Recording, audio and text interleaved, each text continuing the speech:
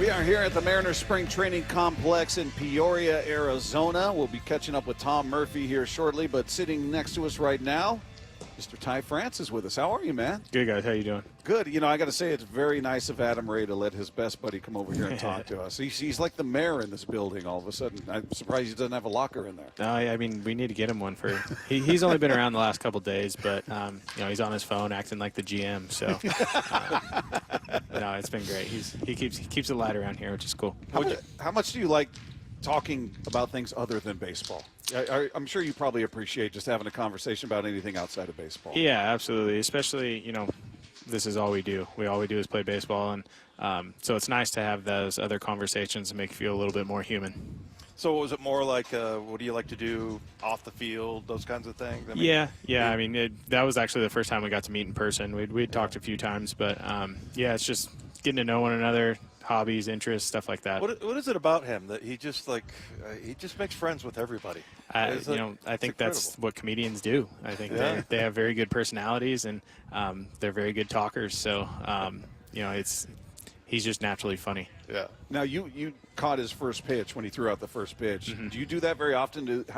Does somebody come to you and go, "Hey, Ty, we need you to be that guy today," or how does that work? Yeah, I mean, it's not too often if you're actually playing that game that they'll grab you. It's usually if you're not playing that day. And, you know, he had reached out to me actually asking if I'd do it, and I actually had a off day lined up that day. I didn't end up playing, so it actually worked out. But I think he's throwing out another one this year, and he asked me again. So I just told him don't bounce it. he got some heat from Marco.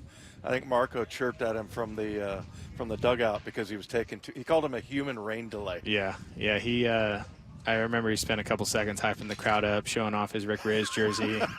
And I was down there in a catcher's squat. I'm like, throw the ball, man.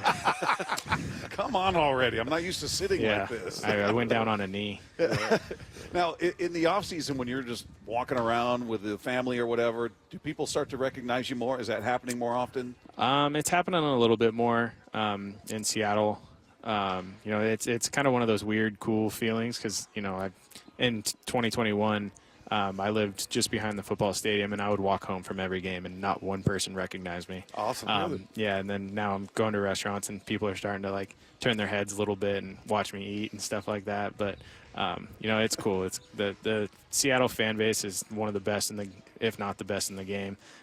So I enjoy interacting with fans, getting to all stand out here for hours and sign autographs. It's fun for me. But that is kind of cool to be able to just walk wherever you want and not have anybody really notice. Like, it's hard when I'm hanging out with that guy because he stands out. He's got the dreads, the chains. He's so quiet. Yeah. So when I'm hanging out with him, everyone's snapping. Is that J.P. Crawford? And I'm just the sidekick next to him. Yeah, go ahead, Paul. Well, I was just going to tell that was J.P. Crawford for those listening who can't see, yelling, saying Ty's his favorite. But you talked about people sitting there watching you eat. Isn't that kind of uncomfortable? Do people come up and interrupt dinner like, hey, can you sign this? No, they're pretty respectful. They won't come up right up to the table. But when you feel someone looking at you, you can just kind of get that feeling. Yeah. It's more of that where people just kind of glance and like double check, make sure it's me. And then once I'm done eating, they'll ask me for, you know, a picture, autograph, something like that. Well, they look at you and then they pull out their phone, right? Yeah. That's what I see a lot of people doing. See, most of the time my back's turned and my wife is the one that sees it. And she'll see them on their phone and doing all that. But I actually had one guy convinced that I wasn't me. You were telling him you weren't you? Yeah, he brought his phone out. He's like, you look just like Ty France. I was like, I don't see it. He showed me a picture of me, and I was like, no, sorry, I don't know who that is. Crazy, man. I don't look anything like that guy.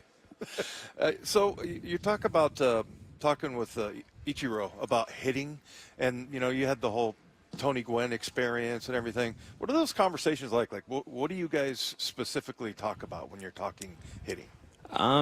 You know, I think as I've gotten older, it's gotten easier for me to understand those guys better. I remember talking to Coach Gwynn my very first day at San Diego State, and, you know, those guys were just so good at what they did, and they simplified the game so much that, you know, when Tony Gwynn tells you to get in position and take your best swing, you're like, I need more than that. Like, come on, I want to be you when at the end of this. And so as I've gotten older, and these guys have kind of just taught me basically to slow the game down and simplify the game, because this game's so hard. And, you know, the more the more you speed things up, the more you think about things, the harder it gets. So they're really good about telling you how to slow the game down.